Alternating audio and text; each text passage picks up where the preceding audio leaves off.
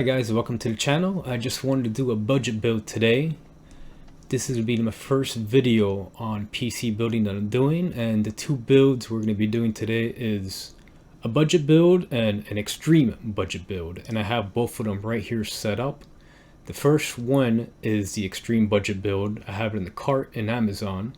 It's running the 10100F and it's only $69, which is an amazing deal.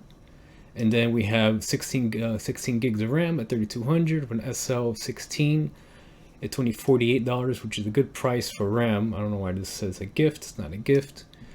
And then for the motherboard, we're running the B560. Now it's 73 bucks, which is a great deal. Now the only difference is this is a used motherboard from Amazon warehouse. So if you're not comfortable ordering from Amazon warehouse, which I don't think there's a big deal, it's Amazon, you could just return it if it's messed up. Most of the time they're just returns. I've bought plenty of things from Amazon warehouse and they've always worked. I think this is a good deal, and I think it's worth the risk to build a super extreme budget build. And then we have the Radeon 6600 for $280. It also comes with the game bundle from AMD, which comes with 2 games, or I believe 1 game, which is Sniper or Saints Row and Forspoken, or I know all 3 games only come with the 6800 and above. We'll have to take a look at that. And then the second build I have is with, which is the build I like and I recommend more, is the 12100F, which right now is $110 with $5 off on Newegg for $105. And then on Newegg we also have the 16 gig PC 3200, same price, 48 bucks, Silicon Power, same brand. You can just buy this from here, or you can go to Amazon and buy from Amazon. You can mix and match, it doesn't really matter. I just have 2 different cards to make it easier to see what I'm talking about. And then Newegg also has the 6600 here. They have it a little bit cheaper because they do have a $20 mail-in rebate. I know a lot of people do not like mail-in rebates. They take weeks, sometimes they take months to come in, sometimes they don't work, sometimes it can be a pain in the ass. I've done it before a couple of times. It's worked out fine, it just takes a while. And then here's the game bundle that comes with your new video card. And then for the motherboard, we have the ASRock B660. It's a micro ATX, and I know ASRock doesn't have such a great brand reputation, but for 115 bucks, and it comes with good features, comes with Type-C, comes with about 6 USB ports, you can't go wrong.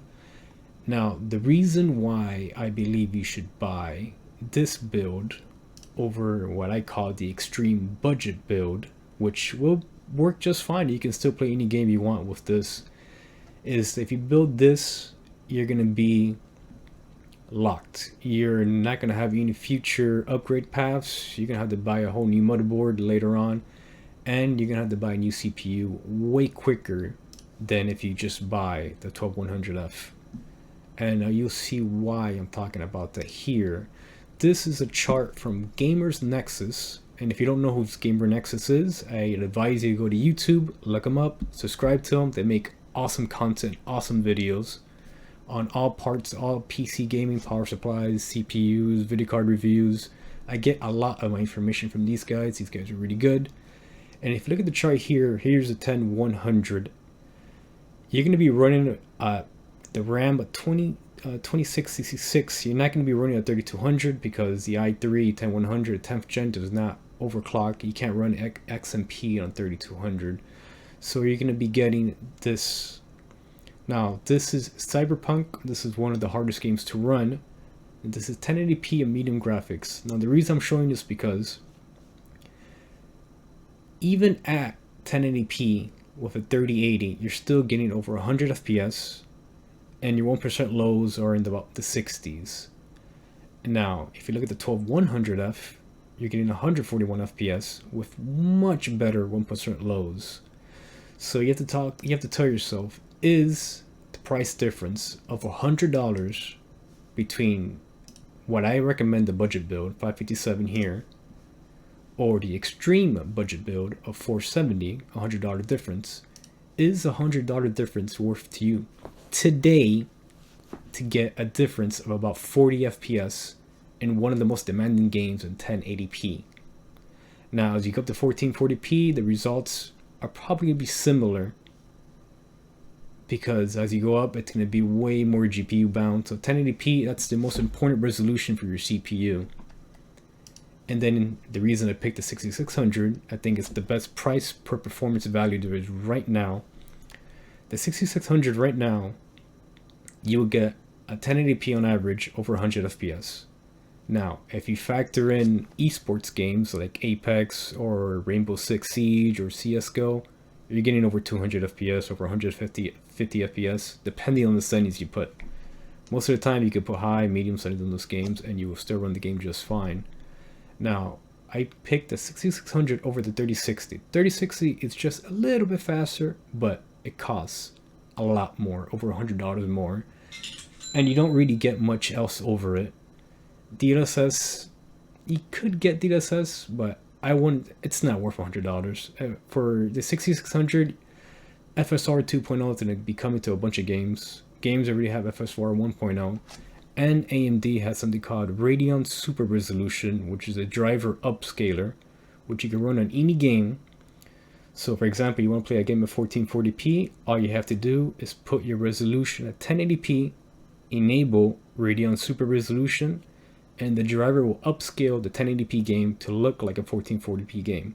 I do it on my system, it works great, it gives me a huge performance boost, and I am so happy that Radeon does that since they do not have DLSS. So basically with Radeon RSR, you can play 1440p games and get the performance of a 1080p. And then for the power supply, I'm going to leave that up to you guys. You could get this power supply from GameStop. It's super cheap at $28, $29.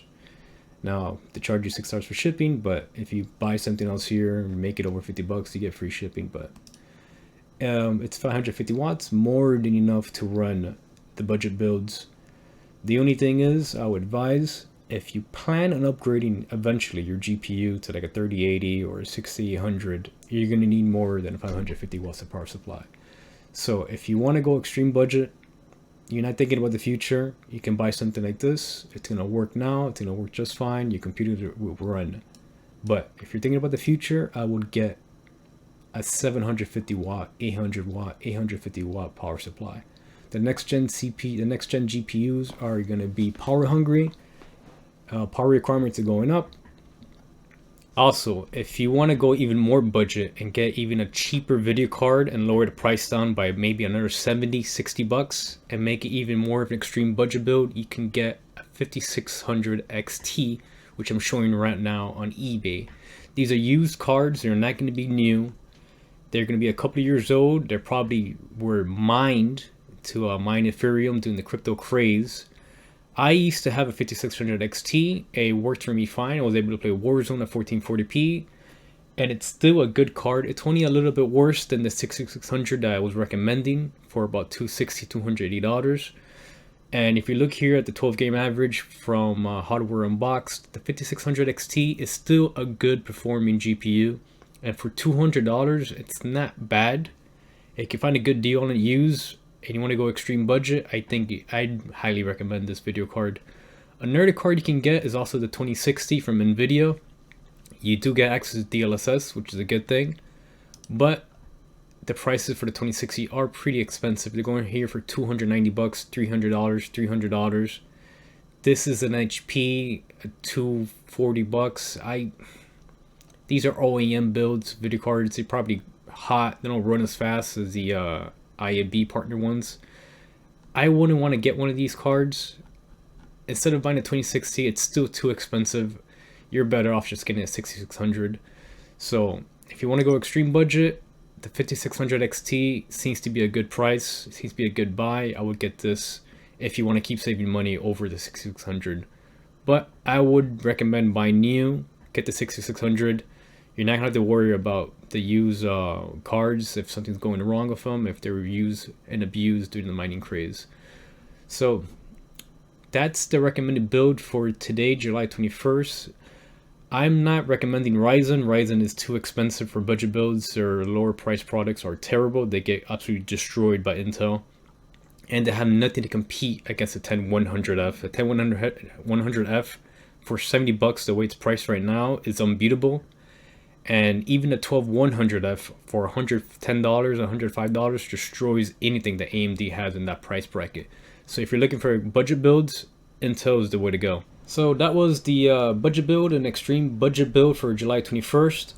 I'm going to be doing budget builds like this on a weekly basis, most likely. I hope you guys enjoyed the video, and just, leave me a comment, subscribe, like the video, and I'm going to be doing more of these. So I'm Addicts, part of Dunk Gaming, so thank you very much. Take care, guys.